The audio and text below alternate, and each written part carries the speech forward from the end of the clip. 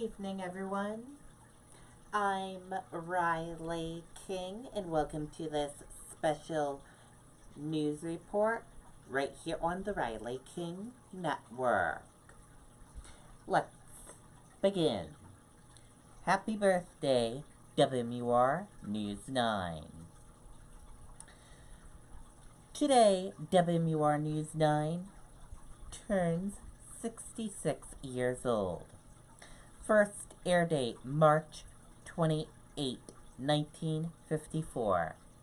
60 years ago, it was on air on this day, on March 28, 1954. Happy birthday, WMUR News 9.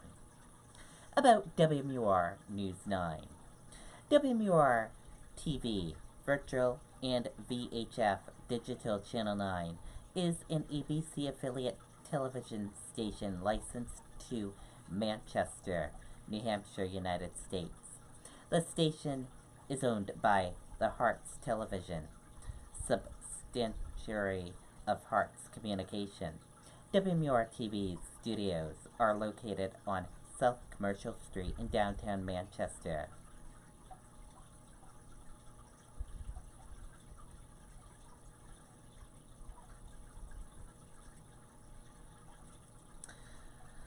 The calling signal is from Governor Francis P. Murphy,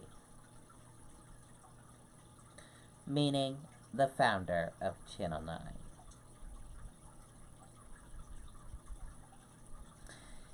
Governor Francis Murphy, owner of WMUR Radio 6100 AM, now WGIR.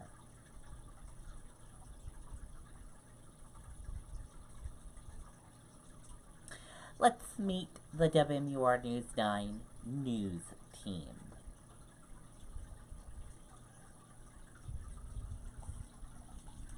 Here is the news team at WMUR TV. Here are the anchors, the DC Bureau reporters,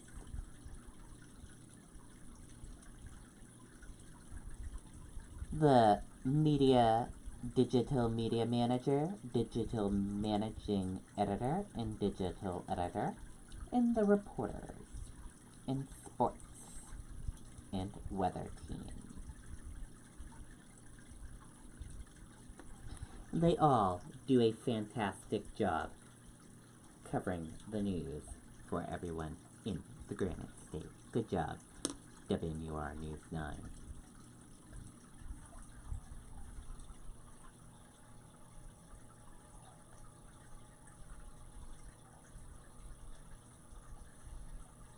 Fritz Weatherby.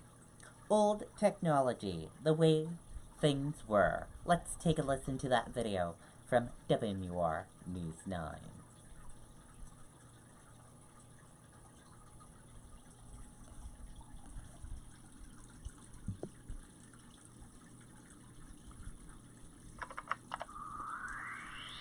Oh, coming in 3. I've been in this coming in 3.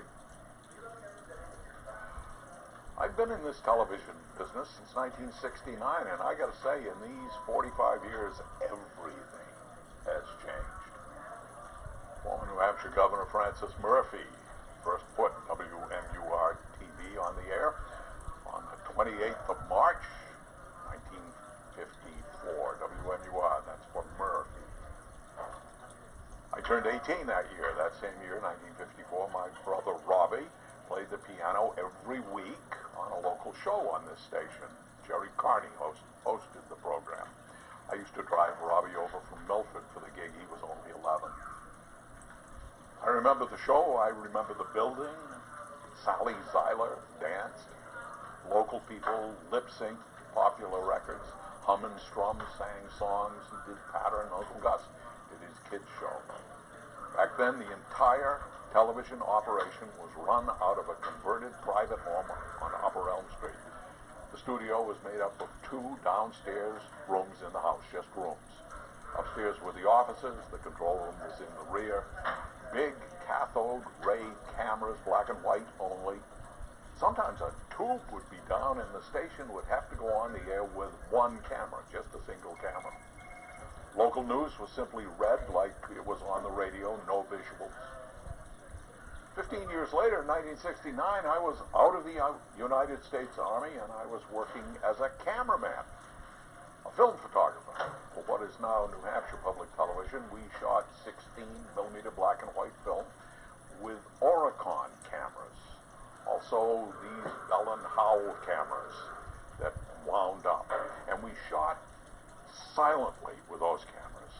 Channel 11 had cameras that recorded magnetic sound on a track of audio tape that was coated on the edge of the film. Over here at Channel 9, Fred Coker was working then, and Fred was the most versatile newsman in New England. And he also had an Oricon news camera, but his Oricon did not have magnetic sound. This camera had what was known as optical sound. This was sound that was put on the edge of the movie film with a light in the camera. When the film was developed and it was run through the projector, a light was put through that track, and that's the way they got sound from it. Not as good as magnetic sound, and the development of the film had to be perfect, but it worked. Fred's camera, by the way, held only 3 minutes of film, and that was it. Fred had no camera operator. He would, for instance, come to the Concord State House and set up the camera on a tripod with the State House in the background. He would then place, say, the President of the Senate on a mark. He would turn on his camera and bound over to the mark and do the interview. And then he would go back, shut off the camera, rush back to the station, and I'm not kidding here, he would develop his own film in a tank with chemicals. He'd then dry it, load it into the projector, and cue it up. He, of course, wrote the story, and on air, he did the anchor position for the evening news. He worked 14-hour days. I have the greatest respect for Fred Coker. Today I have a cell phone that takes far better movies than any 16mm camera ever could do. I don't know if the stories I write are any better though.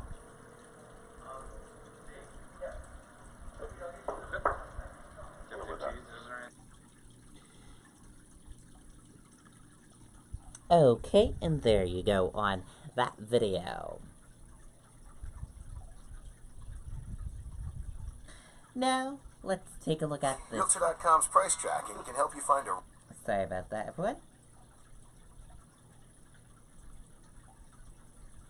Now, let's take a look at this video. WMUR.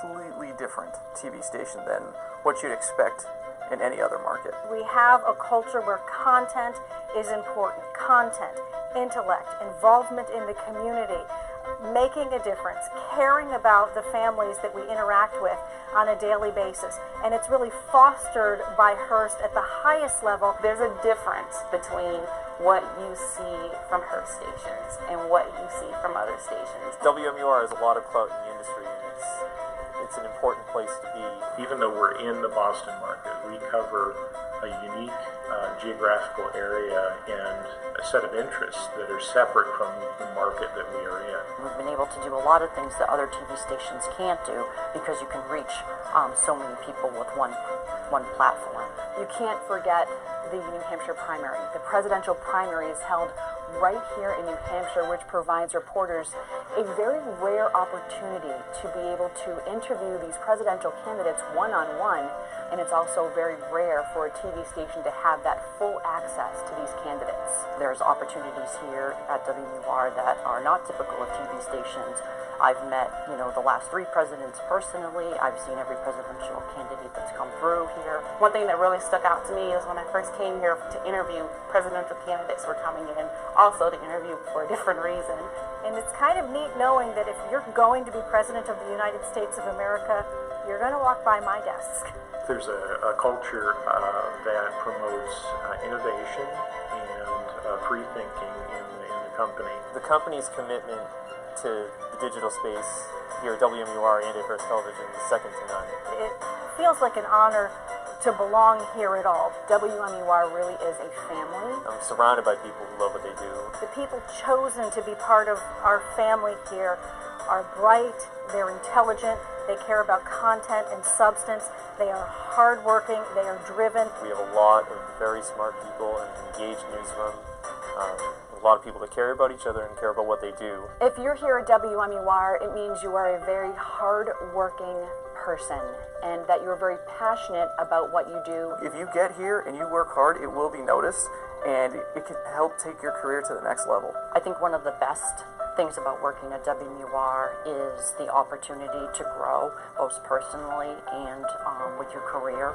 I think that it is, especially in the sales department, it is a game changer for your life. I came here as an associate producer days after graduating from college. I worked the early morning shift, and I was able to continuously ask questions and stood up and said, hey, I would like to produce. Are there any opportunities?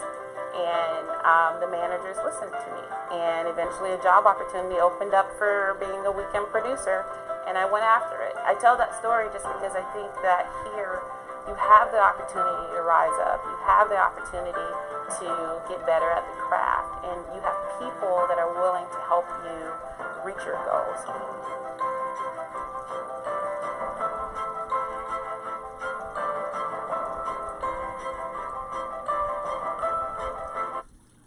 Okay, and there you go on that video. WMUR TV is like a big family. Now, let's take a look at this video. A day in the life at WMUR TV with the morning Daybreak crew. Erin Phalo and Sean McDonald.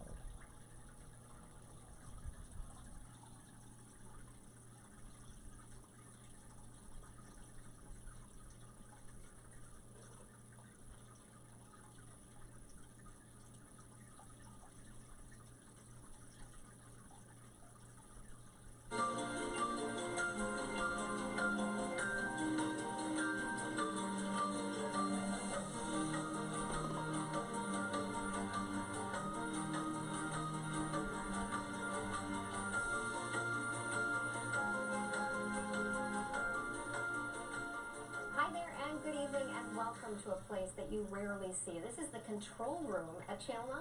Yeah, you don't see it, but you definitely feel its effects. This is where the magic happens. The director sits right here. Yeah, pushing all the buttons to make us look good. Don't touch those buttons. No, I don't know how that works.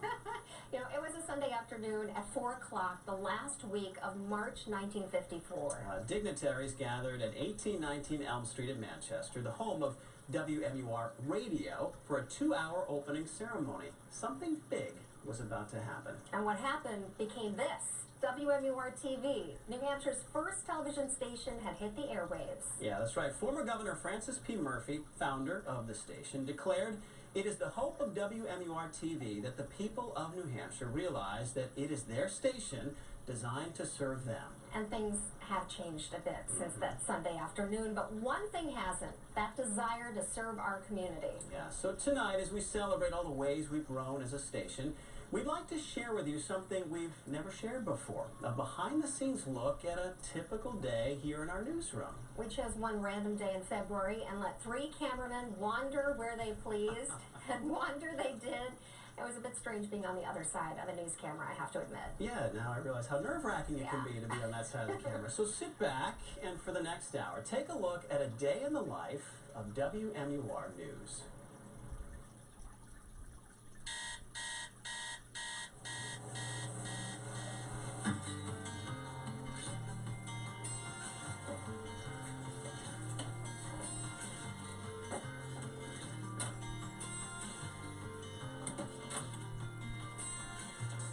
Hello, newsroom. And is the truck going to be able to park down Nashville? We're hoping so. School visit mail. That's what it's all about. And a letter from a middle school in Bedford, which is on my way home from work. I think I'm going to have to hand deliver the answers today. Think that will freak out the middle school kid a little bit? Maybe just a little? For coffee? They said you have an open invitation anytime. Okay, help me. The C's had a 6-game win streak over the Jazz coming in. Wouldn't it be winning? Okay, so this morning we are sending Ray to Nashua, where police are looking for the driver behind a deadly hit and run. Somebody took off after hitting somebody on the corner of West Hollis and Pine Street, so they're still looking for the driver right now. Ray's going to go out there and try to tell people the information so that they can call in and we can get this person behind bars. Danny, this last one is a take 2 there. Okay. Alright. At 3:30 in the morning. It's about as glamorous as it can be.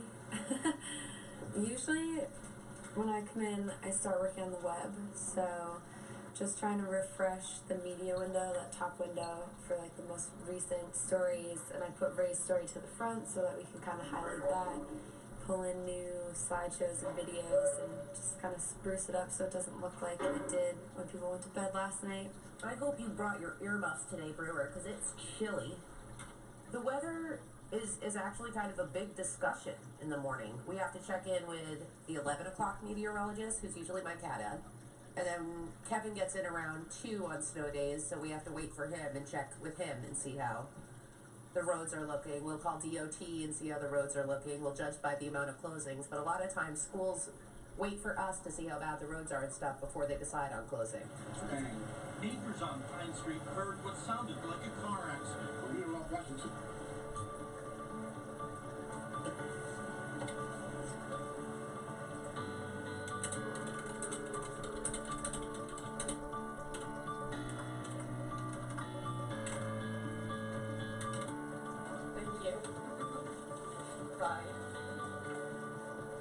The alarm goes off at about 2:30, 2:35, snooze, 2:40, snooze.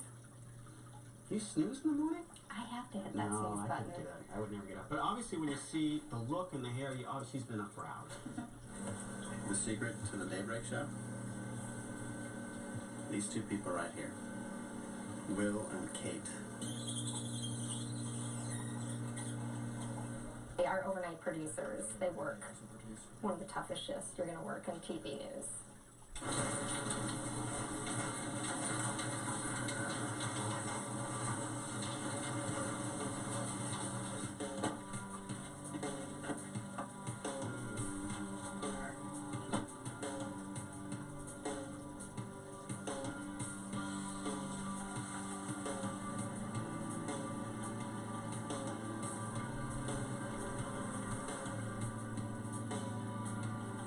Down West Hollis Street because the sidewalks were covered with snow and ice.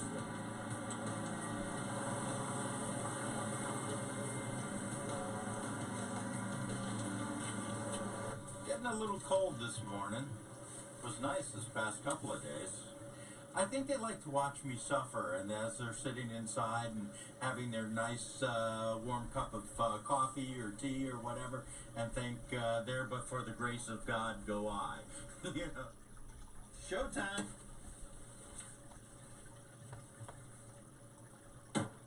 How far away are we, Dave? But you're gonna make it worse on yourself. I mean, you work and make it worse on yourself. Turn yourself in. Do what's right. Now on Daybreak, an impassioned plea from neighbors and police after a man was hit by a car in Nashua. No one covers New Hampshire like we do in high definition. Now, WMUR News 9 Daybreak. Well, good Tuesday morning, and thanks for joining us today. It is a bit colder out there this morning. He's behind a wife and 3 children. Ray Brewer is live there in Nashua this morning. And Ray, do we know anything about the vehicle that police are looking for at this point? Unfortunately, not much, Sean. Now, investigators say that they have only a vague description of that vehicle, that nobody really got a good look at it. So this just coming into our newsroom in the last 15 minutes or so. 3 men are due in court today after trying to rob a home in Bristol at gunpoint late last night. Police During breaking news stories, we're constantly relying on the viewers to send in pictures and tweet and You send us a message via Facebook and everything. I mean, really, it happens instantaneously. Because remember, in the old days, you'd have to put up a graphic or just have two anchors on camera talking about it. But of course, you want to get as many visuals as you can. Right. It's wild. Remember, everybody's got a camera in their pocket now, and they're able to just shoot an email within seconds. Still to come, News on Daybreak this morning, building your motivation to get in shape. Jen, one because it's a great program for kids like my buddy Parker. Big weight and narrative, but just a chilly 12 degrees. The sun's not going to really do a lot of work. Are you so happy to be up and awake and going? Good morning! Unmatched professionalism at all times, even during commercial breaks, as you can see. And we'll continue to follow that story. Still to come, News on Daybreak this morning, building your motivation to get in shape. It's nice having a tablet in front of you instead of a stack of scripts, so that when they decide to kill, in our business, kill means get rid of a script, you don't have to go through all of the scripts to find it. Now you just press refresh. Well, 2 stray dogs rescued by a member of Team USA during the Olympics in Sochi have arrived in the U.S. on a charter plane. An Arctic front that will come through on Thursday. Today, just some pop-up afternoon thunder shower or snow shower activity out there. And Sean's fixing his hair, putting some powder. Now we have our laptop. We're plugged in with Twitter and Facebook. We have our cell phones there. We're getting constant information from viewers throughout the show, and we're updating our show with tips that we're getting during the show from people on Facebook. And 15, the new ski app Saw and Tag are dead. New ski app Saw. Thank you so much. You got it. Now, Nashville police are asking if you have any information about this accident that you give them a call. That number is 594-3500. Reported by the Nashville Birthday WMUR News Channel. And now, our You Local Hotshots. Oh, look at this. Looks like Tuca the cat found kind of an awkward place to take an afternoon cat nap, but I don't know, I think he's pretty happy where he is. Sure is. Just don't sit back on the couch. Yeah. Meow. 2 things. One, Erin, did you just meow on air? I did. Post-mortem, we just kind of talk about anything that might have gone wrong during the show, anything that didn't go kind of as we had it scripted, if we had any issues or anything like that. We just kind of sit around and chat about that. This is actually looks really good today. Is that everything that went wrong? I don't have a lot of notes. I'm the technical guru, really, in the morning. And the adrenaline junkie as well. Now, why do you laugh about me being really good on the computer? Because first of all, when she diagnosed it, she just said, there's a problem with it. Can you look at this laptop? Can you be more specific? I don't know, it's broken. We are powered by caffeine. They are early morning hours. That's the glue to the whole team right And there, is laughter caffeine. keeps us awake. I'm gonna keep on loving I think it's interesting that everyone's eating. Kurt's a big singer. Cause it's the only thing I want to do. Cause it's I just wanna keep on loving you. Very musical shift. Yeah. Well, when you're delirious, music comes naturally. Hello, everybody. Bye. Great work as usual, Stephanie. Hi, Darren. How are you? Hey. What do you want to talk about? About a gerbil. You got a gerbil? Yeah. How many? And 2 pairs. And one ugly hamster. One ugly hamster? Yeah. Why do you call him ugly? Because he's ugly.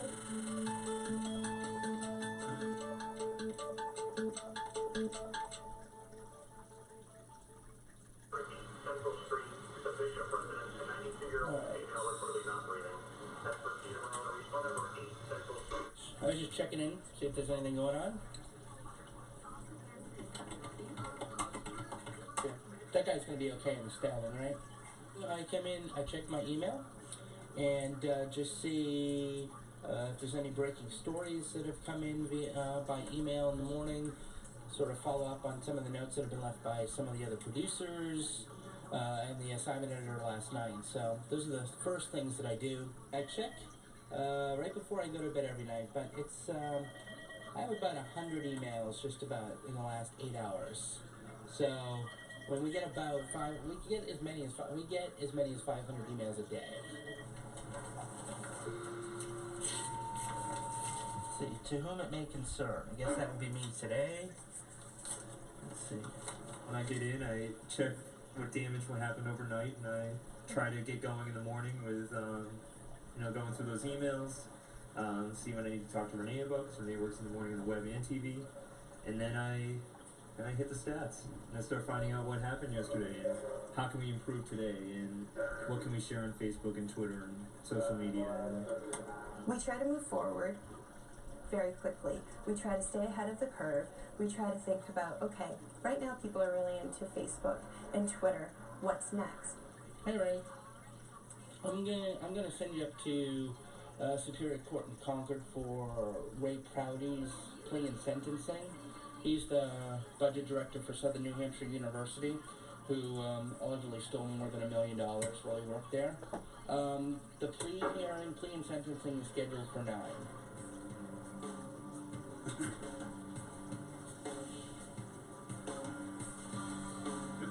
There's a press release from Bristol about an attempted robbery in an apartment building last night. They arrested 3 people. I'm having Joel shoot some video of where the attempted robbery happened. Hello. Good morning, Andy.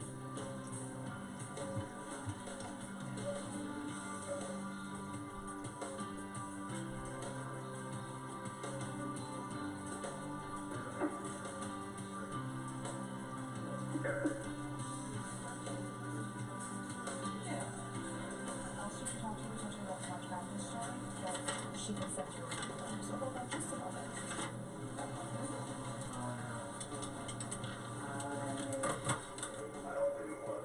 Hey Brian, it's Hirschberger. How you doing? Yeah. Check.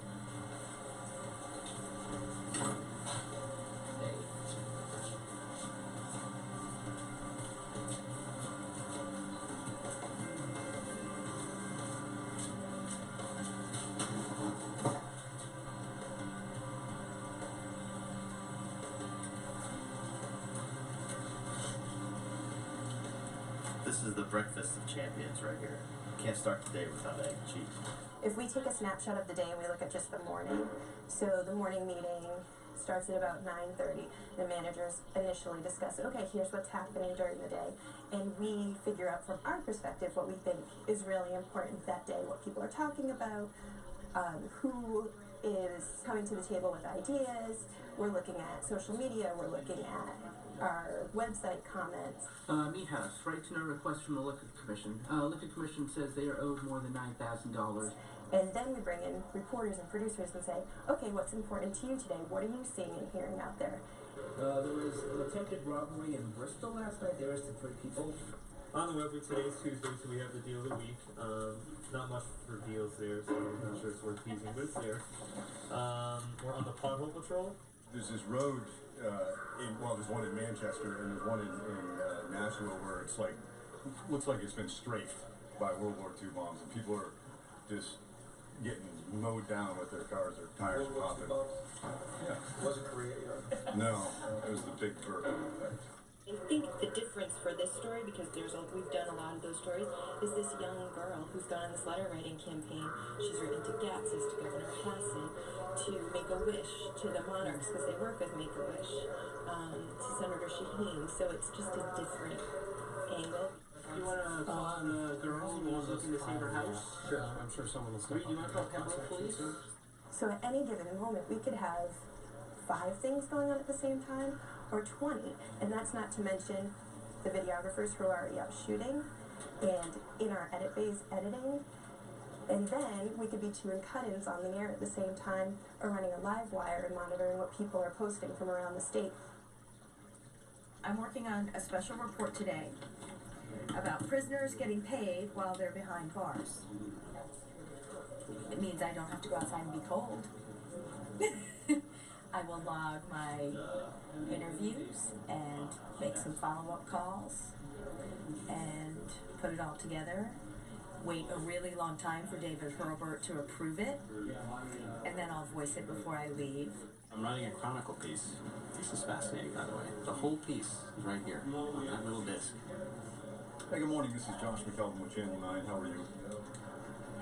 Good. I'm looking for someone with the consumer division involving a story that we're effort into that?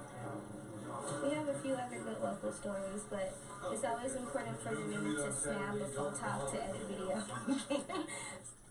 We are trying to talk to a reporter in Italy who's been covering this story of John Durkin, a U.S. college student from Rye, who was killed in Rome. And the reporter, of course, doesn't speak English very well. So right now I'm conferencing together our reporter, Jen Crompton, with a translator, and then with the reporter in Italy, so that we can find out the latest information. A lot of stories. We just don't quite sure exactly where they're going to go or how it's going to work today. There's also been stuff, so I'm not worried about filming the show. You know, we were running 30-year-old technology. Now we have introduced a lot of technology into the mix. We've put a lot of computers in, we've got laptops, desktops, and we're moving files around instead of moving one image from here to here on a tape. So, I'm taking a look at what's going on in the new newscast and seeing what's coming up, see what Ray is working on today. This SNHU stolen money plea. And, yeah, then I'll eventually write that up, edit it up, put his video with it when it's all ready to go, and, yeah, get on with the day. On Live 2, we've got a very, very snowy Washington, D.C. Up on Live 2 right now. Today's wonderful. We're a little short-handed today. We have a lot of crews all over the state. Where is it to you? Yeah, it's in Hudson. I have to look at That's from the Irving on 102. Where are we going, Andy? Hudson, and then we're coming back to Manchester.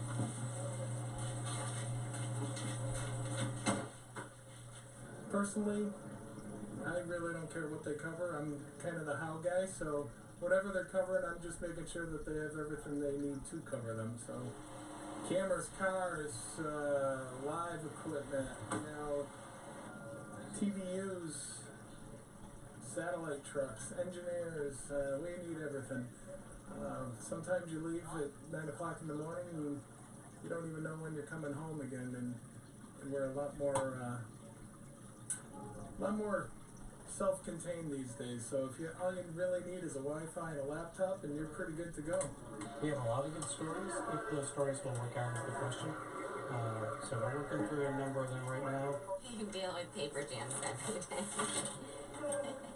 Videolicious. So, aside from a recent Videolicious from Andy, I think we haven't received many, but that Andy Videolicious was our second top video over the last 2 weeks. No, he's happy now.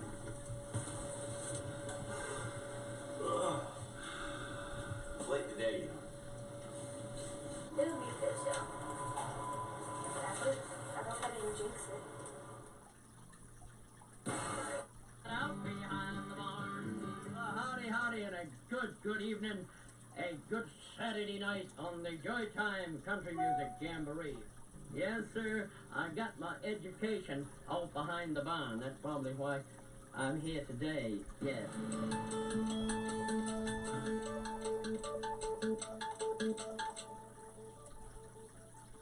A guilty plea from the former budget director who stole more than $1 million from Southern New Hampshire University. Good afternoon to you. I'm Erin Falo. Can I preview the VO for military cuts, please? Even as it lightens up tonight, we're still talking a couple of gusts over 10 to 15 miles an hour, adding that little bit of an extra chill to the air all the way through today tomorrow. So Very away. He hasn't been away. That's it for today's Go Green. Back to you in the studio. All right, thank you both, and we will be right back. Thank you. That's very good. Drought pushes growers and ranchers to drastic measures. We'll have the numbers for you tonight at 5. That does it for us. Have a great afternoon. Time for the webcast. Well, here at the Manchester Boys and Girls Club, we're going to be doing a story today about beep kickball.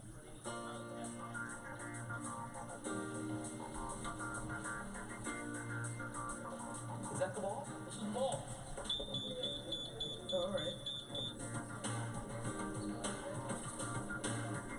Well, you have to imagine that it's a lot like baseball or kickball, except you're missing second base, and everything beeps.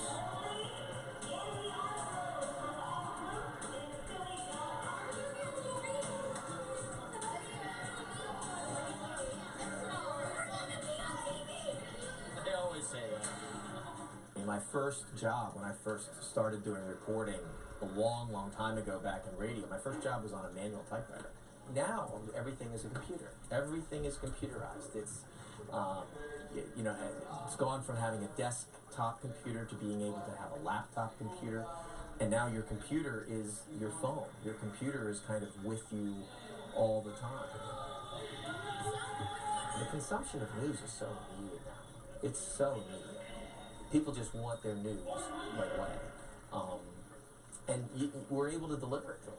Really great because all the reporters and the photographers have iPhones and iPads, so more or less you can follow them through their day and actually see what they have for stories before they call and tell you what they have, because they send back pictures of the people, the great stories that they have, and the great video that they have. So it makes it really helpful to have that as communication. It's a lot more work, but at the same time, I think it makes you a lot more efficient. Because of the wind. Okay, and there you go on that video.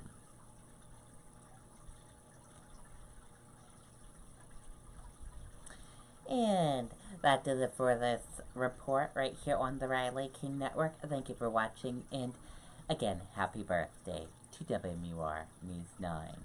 All of us here at the Riley King Network, we love WMUR News 9, and someday I would love to work on WMUR News 9 as a news anchor / reporter. That is my dream job goal. Or do anything at Channel 9. That's my goal there. Have a wonderful night, everyone, and I'll see you back here tomorrow with more reports. Good night and bye, everyone.